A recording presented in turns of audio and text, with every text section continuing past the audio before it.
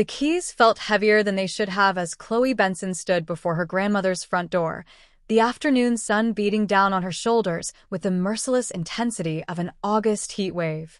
The modest two-story house seemed to mock her with its peeling paint and overgrown garden, a visual reminder of all the responsibilities she'd never asked for.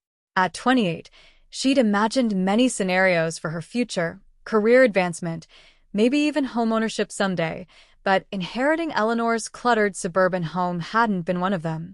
She'd driven 3 hours from the city that morning, her beat-up Honda loaded with empty boxes, cleaning supplies, and a determination to get this done as quickly and painlessly as possible. The rent on her cramped studio apartment was due in 2 weeks, her student loan payment the week after that, and her credit card was already maxed out from the funeral expenses. This house, sweet as it was with its memories of childhood visits and holiday gatherings, represented one thing to her now, a financial lifeline she desperately needed to grab. "I'm sorry, Nona," she whispered to the empty porch, her voice catching slightly on the familiar nickname. "I know you love this place, but I can't keep it. I just can't." The key turned with a reluctant click, and the door swung open to reveal the full scope of her weekend project. The familiar scent of lavender and old wood wrapped around her like a hug she wasn't ready to receive, bringing with it a flood of memories she couldn't afford to indulge. Eleanor had been a keeper of things, not quite a hoarder, but someone who saw potential in everything, who believed that with enough time and care, any broken thing could be made useful again. Chloe flicked on the lights and surveyed the landscape of her grandmother's life. Stacks of magazines dating back to the Reagan administration towered in corners like paper monuments to decades of hopeful reading. Mason jars filled with buttons, rubber bands, and safety pins covered every available surface in the kitchen. The living room furniture was draped in protective sheets, giving the space the ghostly appearance of a home that had been abandoned in haste. She'd taken Friday off work, using one of her precious few vacation days, and planned to spend the entire weekend sorting through everything. The local junk removal service had been surprisingly accommodating when she'd called, agreeing to pick up whatever she couldn't sell or donate on Monday morning. Clean, efficient, final. She'd be back in the city by Monday evening, ready to put the house on the market and move on with her life. The plan had seemed so simple from her apartment, but standing in the middle of Eleanor's accumulated life, Chloe felt overwhelmed by the sheer volume of decisions ahead of her. Every item would need to be evaluated, categorized, and disposed of. Photo albums full of faces she barely remembered. China sets that had been wedding gifts 50 years ago. Clothes that smelled of mothballs and memories. How did you put a price on a lifetime of small treasures? Her phone buzzed with a text from her roommate Sarah. "How's it going? Found any hidden treasure yet?" Faced with tears of joy, Chloe typed back quickly. "Just starting. Wish me luck. This is going to be a long weekend." She'd asked her cousin Mark to come help, knowing she'd need someone to lift the heavy furniture and provide moral support. He'd agreed with his usual good-natured enthusiasm, promising to bring coffee and donuts Saturday morning. Mark had always been the optimist in the family, the one who saw adventure where others saw obstacles. She envied him that quality, especially now when everything felt like an insurmountable problem. The first night, she'd stayed in a cheap motel near the highway, too emotionally drained to sleep in Eleanor's house. The rooms were too full of presents, too heavy with the weight of a life recently ended. She'd lain awake staring at the water-stained ceiling, calculating and recalculating her finances, trying to determine exactly how much she needed to clear from the sale to get back on solid ground. Saturday morning arrived with Mark's cheerful knock on the door and the blessed aroma of fresh coffee. He stood on the porch with a box of donuts and a grin that made her feel slightly less alone in this overwhelming task. "Morning, sunshine," he said, handing her a cup. "Ready for our treasure hunt?" "It's not a treasure hunt, Mark. It's a clean-out." She accepted the coffee gratefully, needing the caffeine more than she wanted to admit. "We're looking for anything valuable enough to sell, and everything else goes to charity or the dump." "You never know what you might find," he said, his eyes already scanning the living room with the enthusiasm of someone who'd spent too many weekends at garage sales and estate auctions. Remember that time I found a Ming vase at a thrift store for $3?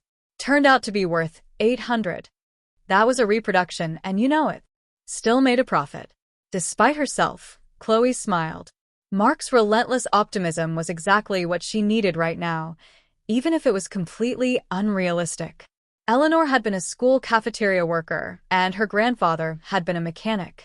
They'd lived comfortably but simply, saving their money for practical things like home repairs and medical bills. The chances of finding anything truly valuable were slim to none. They started with the kitchen, which seemed like the most manageable space. Eleanor's pantry was a masterclass in organization, rows of canned goods arranged by type and date, spices alphabetized in matching containers, cleaning supplies stored with military precision. It was the kind of systematic approach that had always made Eleanor seem so competent and put together, even when she was wearing her old house dress and garden gloves. "Look at this," Mark said, pulling out a mason jar filled with what looked like decades of accumulated twist ties. "She's saved everything." "That's the problem," Chloe muttered, but she found herself smiling again. It was so perfectly Eleanor to have a system for organizing twist ties, to believe that someday she might need exactly that many ties of exactly that length. They worked steadily through the morning, filling boxes with donations and creating a small pile of items that might have resale value.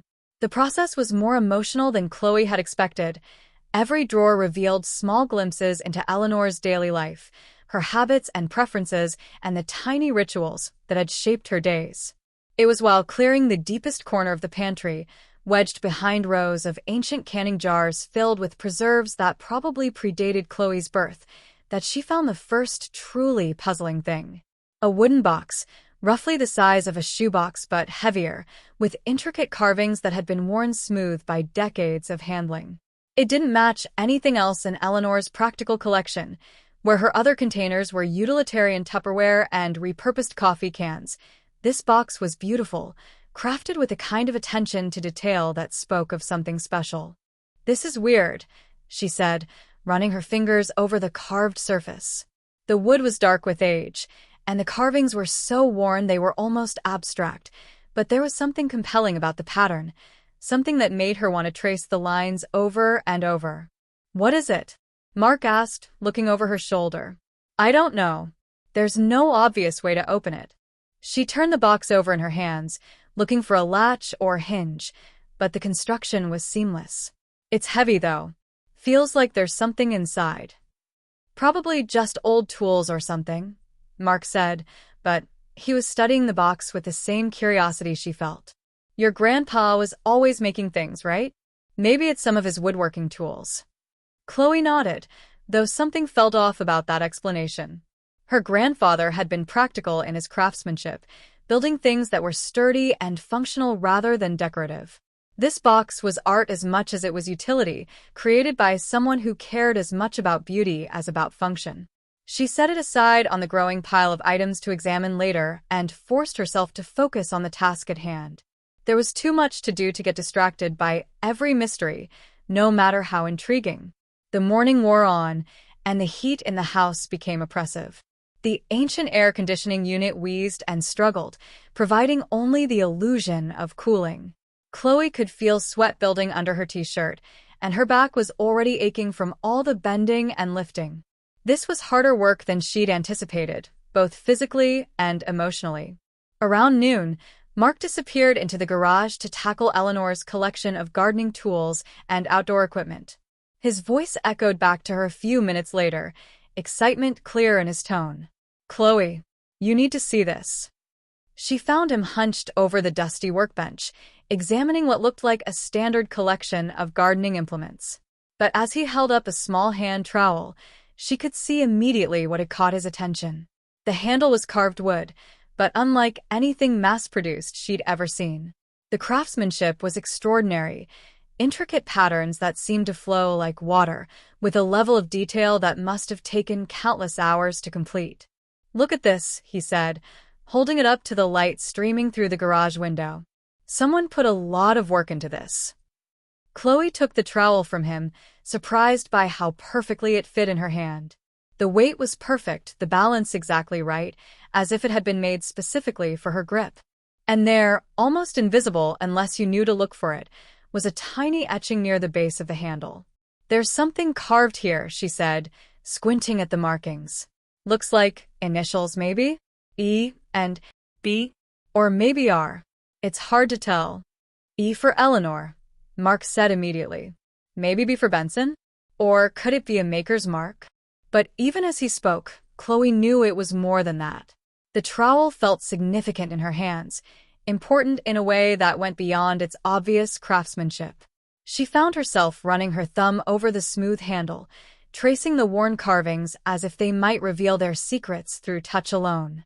"I'm going to keep this," she said, surprising herself with the decision. "It's beautiful, and it feels like her, somehow." Mark nodded, understanding crossing his face. "Yeah, I get that. Sometimes things just feel right, you know?" They worked through the afternoon, the pile of interesting items growing slowly. Mark's enthusiasm proved infectious, and despite her initial resistance, Chloe found herself looking more carefully at each item, considering its history and significance rather than just its immediate value. It was in the late afternoon, when the heat had become almost unbearable, that Mark made his most exciting discovery. From the depths of the attic, he emerged with a dusty album that turned out to contain an impressive stamp collection, organized, labeled, with some stamps that even Chloe's untrained eye could recognize as potentially valuable. "Now this," Mark said, carefully turning the pages, "this could be worth something real."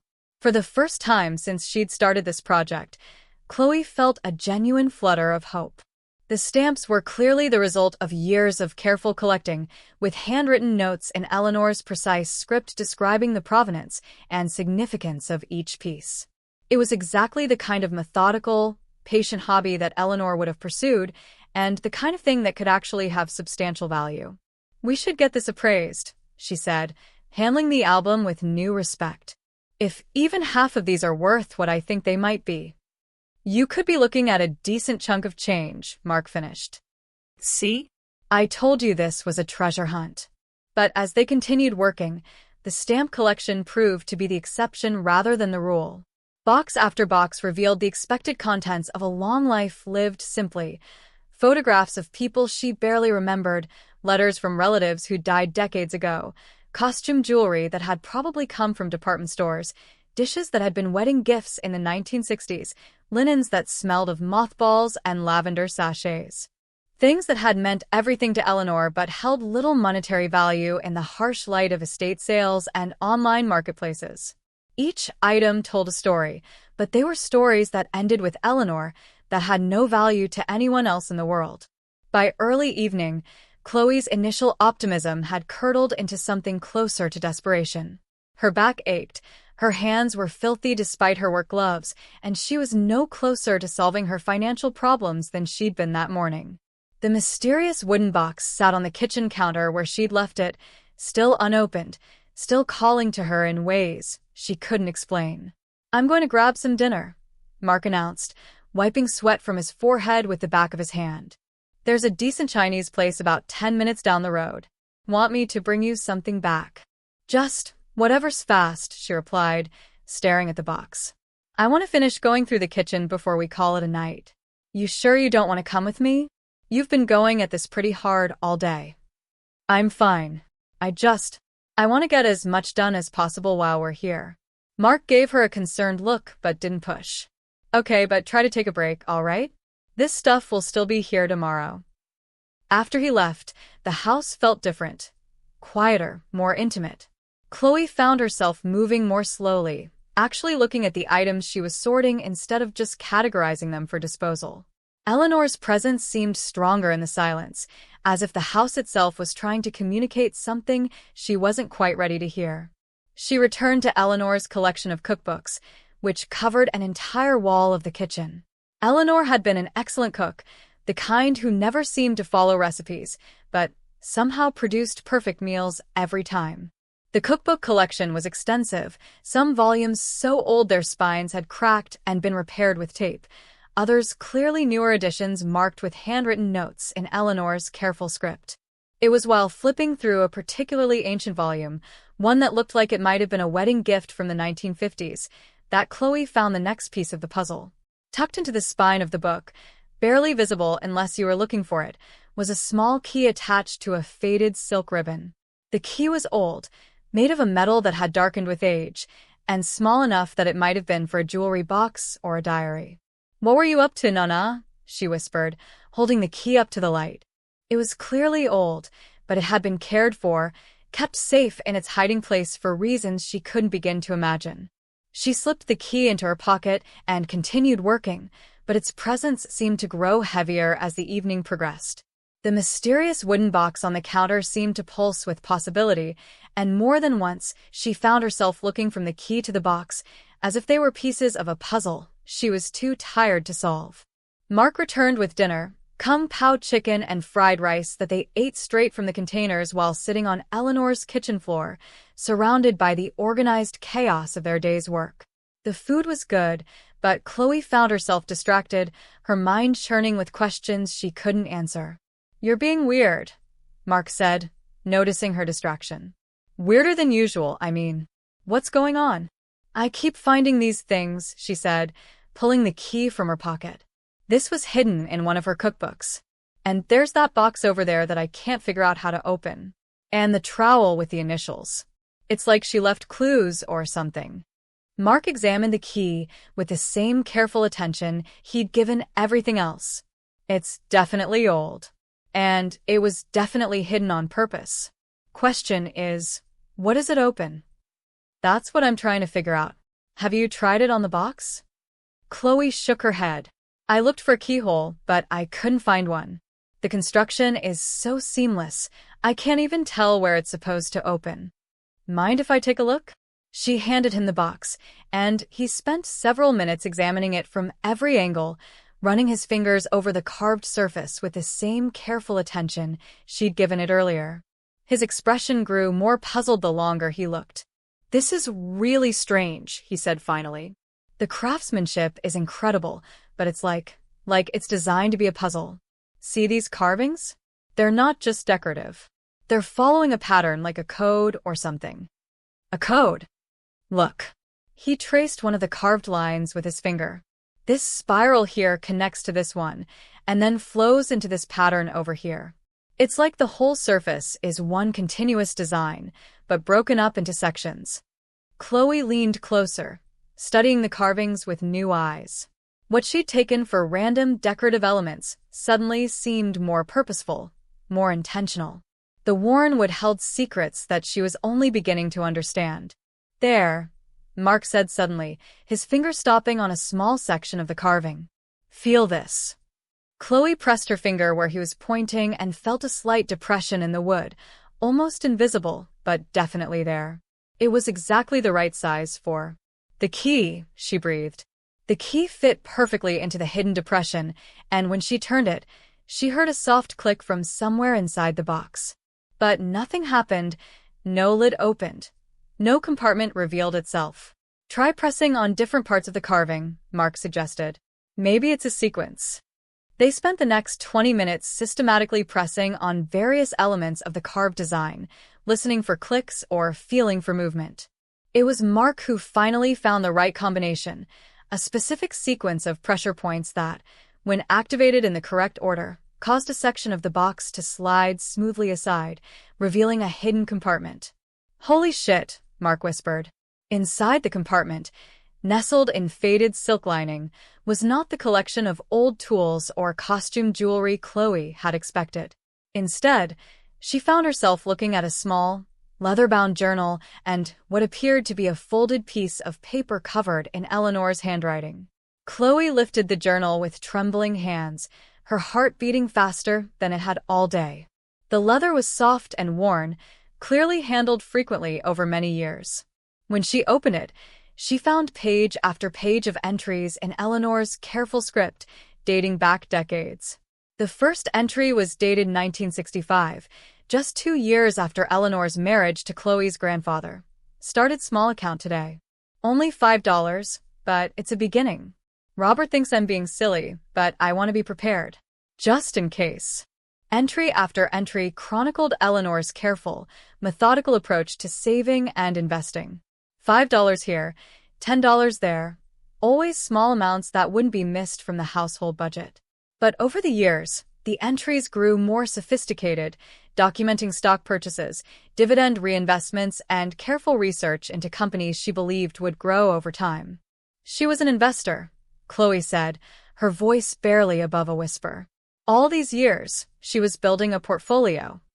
How much are we talking about? Mark asked, reading over her shoulder. Chloe flipped to the most recent entries, dated just months before Eleanor's death. The numbers made her hands shake. Eleanor had been tracking investments worth hundreds of thousands of dollars, carefully documenting every purchase, every dividend, every split and merger. "This can't be real," she said, but even as she spoke, she knew it was. The journal was too detailed, too carefully maintained, to be anything but genuine. She unfolded the letter with hands that trembled so much she could barely manage the task. Eleanor's familiar handwriting filled the page, and the first line made her eyes fill with tears. "My dearest Chloe, if you're reading this, then you've found my little secret. I always hoped it would be you. You were always the one who paid attention to details, who looked beyond the surface of things. I've been watching you struggle, sweetheart, and I wished I could help while I was still here. But I also knew that you needed to find your own strength first. These investments were made with love and patience, bought with grocery money saved here and there, coupons clipped and sales hunted, every penny carefully placed where it could grow. I learned about the stock market from library books and newspaper articles, studying companies the way other people studied recipes. I chose businesses I understood, companies that sold things people would always need, and then I waited. Your grandfather always said I was too cautious, too secretive about money. He never knew the full extent of what I was doing, not because I wanted to deceive him, but because I needed to know that I could take care of things if something happened to him. And after he died, I kept going, kept building, because I knew that someday one of his grandchildren would need what I could provide. The house may seem ordinary, but it was my laboratory. Every room holds a lesson about the value of patience, the power of small actions repeated over time, the importance of looking beyond surface appearances. I hope you'll understand that true wealth isn't always flashy. It's often built quietly, with foresight and love. The legal documents are in the safe deposit box at First National Bank. The key is taped under the third drawer of my bedroom dresser. The account numbers and passwords are all in the journal. Build your dreams, my darling. You have a foundation now. All my love, Nana. P.S. The trowel was your grandfather's. He carved it himself and gave it to me when we bought this house. The initials are E and R, Eleanor and Robert. I always meant to tell you that story, but somehow the right moment never came. He made it because he said every garden needed tools made with love, and every love needed a garden to grow in." Chloe sank to the floor, the letter clutched in her hands, tears streaming down her face. The magnitude of what Eleanor had accomplished hit her like a physical blow, not just the financial achievement, but the decades of discipline, the careful planning, the absolute faith in a future she wouldn't live to see. Sunday morning dawned even hotter than Saturday, and the house's air conditioning finally gave up entirely. But Chloe barely noticed the temperature. She'd spent most of the night reading through Eleanor's journal, tracing the steady progression from $5 investments to major stock purchases, marveling at her grandmother's patience and foresight. "I can't believe she did all this," Mark said, looking through the journal while Chloe made coffee on Eleanor's old stovetop. "Look at this entry from 1987. She bought Microsoft stock when it was $12 a share." "She researched everything," Chloe said, showing him pages of notes Eleanor had made about various companies. "Look at this. She has detailed analysis of demographic trends, technology adoption rates, even notes about management changes at different companies. She was like a one-woman investment firm." "And she never told anyone?" "According to the journal, she told my grandfather she was saving money, but not how much or how sophisticated she was about it. She wanted to be sure she could take care of herself if something happened to him." Mark whistled low. "That's incredible. And kind of heartbreaking." "She was protecting herself," Chloe said, understanding dawning. "She grew up during the Depression, remember? She knew what it was like when everything could disappear overnight. This was her insurance policy. They spent the morning exploring the house with new eyes, looking for other hidden compartments or secret storage areas. Eleanor's bedroom dresser yielded the safe deposit box key exactly where the letter had said it would be. The attic revealed a loose floorboard that concealed additional financial documents, carefully preserved in waterproof containers. How many more surprises are there? Mark wondered aloud. I'm starting to think this whole house is one big puzzle, Chloe replied. She left clues everywhere, but you had to know how to look for them. By Sunday afternoon, they had discovered evidence of Eleanor's secret life scattered throughout the house, account statements hidden in book spines, stock certificates tucked behind picture frames, investment research filed away in folders labeled recipes and gardening tips. It was a masterclass in hiding things in plain sight, and Chloe found herself appreciating Eleanor's cleverness more with each discovery. She was brilliant, she said, sitting in Eleanor's kitchen surrounded by the evidence of her grandmother's secret financial empire. All these years, everyone thought she was just a sweet old lady who liked to cook and garden. But she was building this incredible legacy. What are you going to do now? Mark asked. Chloe looked around the house that had seemed like such a burden just 2 days before. Now it felt like a treasure map, every room holding the possibility of new discoveries and deeper understanding of the woman who had raised her father and shaped her own childhood with Sunday dinners and birthday cards that always contained exactly $5. I'm going to cancel the junk removal service, she said. And I'm going to cancel the realtor too. I'm not selling this house. Are you sure?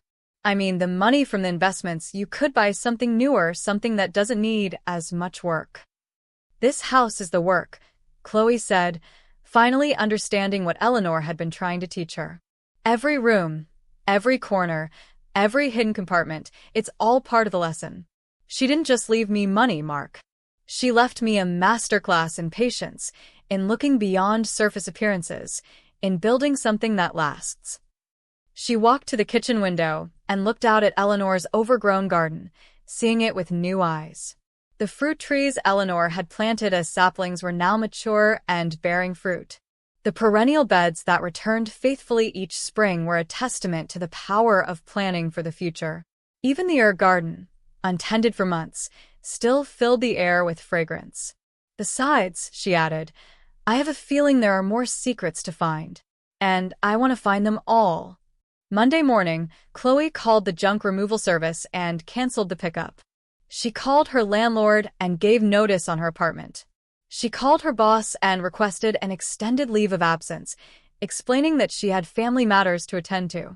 The house that had seemed like a burden 3 days before was now revealed as her true inheritance, not just a building but a philosophy, a way of living that valued patience over speed, depth over surface, love over everything else. Eleanor had spent decades creating not just wealth but wisdom, not just security but meaning. As she walked through the rooms that afternoon, Chloe could see past the outdated wallpaper and worn furniture to the careful thought that had gone into every choice. This was a home built by people who understood that the most valuable things in life weren't the ones that shouted for attention, but the ones that whispered their secrets to those patient enough to listen. She thought about her old life, the cramped apartment, the overwhelming debt, the constant pressure to achieve and acquire and advance. Eleanor's gift wasn't just financial freedom, but the freedom to choose differently, to build a life based on values rather than just ambition. The carved trowel sat on the kitchen counter, and Chloe picked it up, running her fingers over the smooth wood.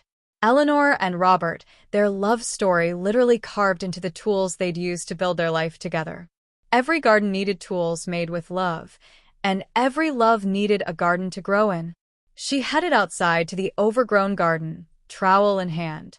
There was work to be done, plants to tend, a legacy to continue. Eleanor's story was finished, but Chloe's was just beginning, built on the foundation of quiet wisdom and patient love that would support whatever dreams she chose to build. The house settled around her with a satisfied sigh, its secrets finally revealed, its purpose finally understood. It was no longer just a place where Eleanor had lived, but a testament to the power of seeing beyond surface appearances, of finding value in the overlooked, of building wealth not just in money, but in meaning. As the sun set over the garden, Chloe began to plan not just her financial future but her life, grounded in the understanding that true legacy wasn't measured in dollars, but in the love that made those dollars possible, the patience that made them grow, and the wisdom that knew when and how to pass them on. The ordinary house had revealed itself as extraordinary, the simple grandmother as brilliant, the burden as the most precious gift she'd ever received.